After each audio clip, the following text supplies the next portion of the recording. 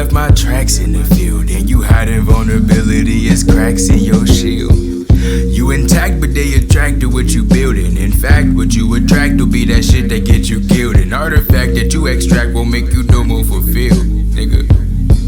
Hey, the prototype, I had to break it. I can see it in their faces, they ain't think that I could make it. I'm Mr. Carver in the making, with Neo so like the Matrix. Brought it back to the basics, I'm back, I ain't no replacement. In rotation, perfect placement, I say I know destruction's just a part of reconstruction. The discussion that we need to have is with the repercussions. Cause my cousins said they rushing and they do that shit so brazenly.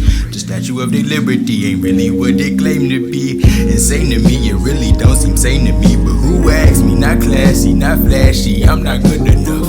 No, he not hood enough. Throw him away in the trash. We live fast, we smoke gas, we smoked our people up, but we ain't help our people up.